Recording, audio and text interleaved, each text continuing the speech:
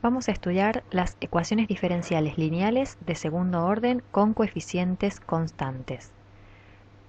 Lineales, ¿por qué? Porque tanto la y como cada una de sus derivadas aparecen elevadas a la 1. De segundo orden, porque la mayor derivada que aparece es la derivada segunda. Y con coeficientes constantes, porque los coeficientes de la función y de sus derivadas son números, a sub 2, a sub 1 y a sub 0. Podría darse el caso de que estos coeficientes sean funciones de x, pero no sería el caso que vamos a estudiar nosotros. Nosotros solamente estudiaremos con coeficientes constantes.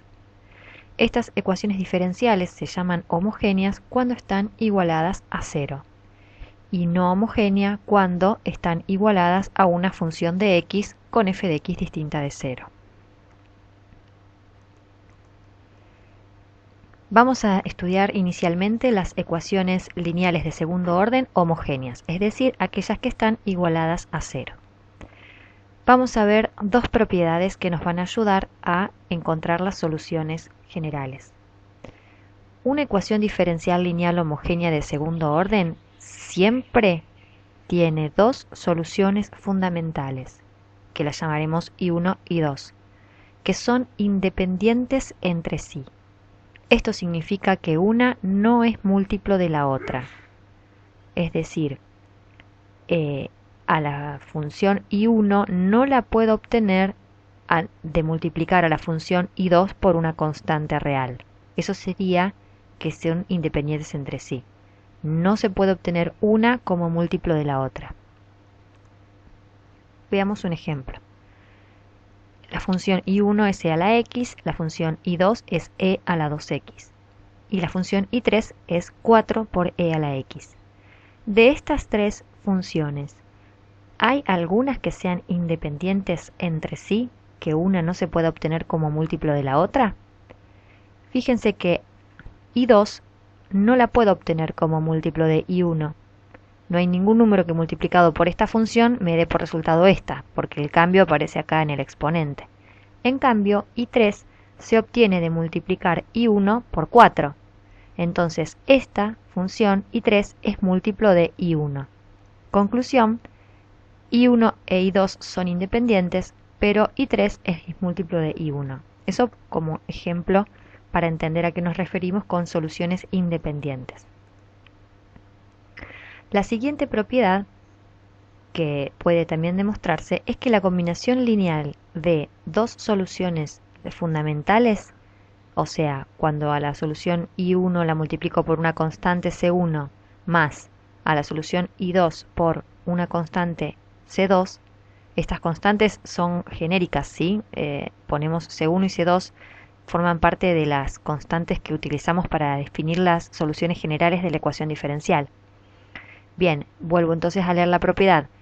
Dadas dos soluciones fundamentales, I1 e I2, su combinación lineal, es decir, esta expresión, además es solución de la ecuación diferencial, pero además es la solución general. ¿Sí? Esta expresión es la solución general de la ecuación lineal de segundo orden homogénea. Por ejemplo, si I1 es solución e I2 también es solución, ahí tengo el par de funciones de soluciones fundamentales, entonces para escribir la solución general de la ecuación lo hago de esta manera.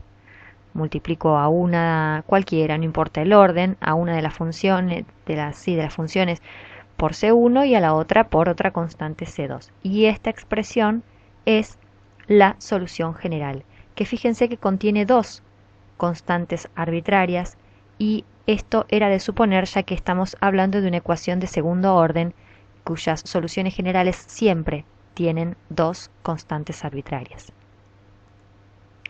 Vamos entonces a pasar al método de resolución de una ecuación de segundo orden homogénea. Vamos a suponer que las soluciones son funciones de la forma y igual e a la r por x para algún real r. O sea, estamos hablando de funciones de las que estábamos mencionando hace un ratito. E a la x, e a la 2x, ¿sí? E elevado a una constante por x. ¿Por qué vamos a proponer este tipo de funciones? Porque fíjense que yo lo que tengo que hacer es para que esto sea realmente una solución de la ecuación diferencial, tiene que verificar esta ecuación. Es decir, al reemplazar acá la función, acá la derivada y acá la derivada segunda, toda esta cuenta tiene que dar 0. Entonces es de suponer que las exponenciales que tienen sus derivadas son igual a la función, salvo acá tendremos que derivar la función compuesta, pero es de suponer que este tipo de funciones pueda verificar una ecuación de este tipo. ¿Cómo hacemos para hallar entonces la constante r que multiplica la x aquí en el exponente? Y vamos a ver, de esta manera, con este desarrollo vamos a encontrar el método. Calculamos la derivada primera y la derivada segunda de la función y, de esta función genérica, y la reemplazamos en la ecuación diferencial. Entonces acá tenemos la función que estamos proponiendo, la derivada primera y la derivada segunda. Fíjense que estoy derivando también por la derivada del exponente. Multiplico por la derivada del exponente, tanto acá como acá porque estoy derivando funciones compuestas. Ahora estas tres las reemplazo en la ecuación diferencial. Esta sería a2 por y segunda más a1 por y prima más a sub 0 por y igual a 0. Acomodo, ¿qué hago? Saco factor común la exponencial y me queda la exponencial multiplicada por un polinomio de segundo grado igualada a 0. Para que esta ecuación se verifique, es necesario que alguno de los factores valga 0. Como la exponencial es siempre distinta de 0, entonces la única posibilidad es que este polinomio, esta cuadrática, valga 0. Y en eso va a radicar la búsqueda del r. Debemos hallar el o los valores de r que anulan la expresión cuadrática, que llamaremos ecuación característica. ¿Sí? A esta ecuación cuadrática la vamos a llamar ecuación característica. De ahora en adelante, para resolver una ecuación de segundo orden homogénea, dada la ecuación, vamos a construir la ecuación característica, sin pasar por este proceso. Simplemente, ¿cómo la construimos? Queda el coeficiente de la y segunda multiplicado por r cuadrado, el coeficiente de y' multiplicado por r, y el coeficiente de la y solito como término independiente de la cuadrática. Construimos entonces la ecuación característica y la resolvemos, que se trata de resolver una ecuación de segundo orden. ¿Qué puede pasar con las raíces de la ecuación característica? Como es una cuadrática, puede tener dos raíces reales distintas, una raíz real doble o no tener raíces reales. Y vamos a ver caso por caso cómo tenemos que proceder. En el caso que tenga raíces reales distintas, llamémoslas R1 y R2, entonces esas serán las soluciones fundamentales, e elevado a la R1x, e elevado a la R2x. Y construimos como combinación lineal de esas dos soluciones la solución general.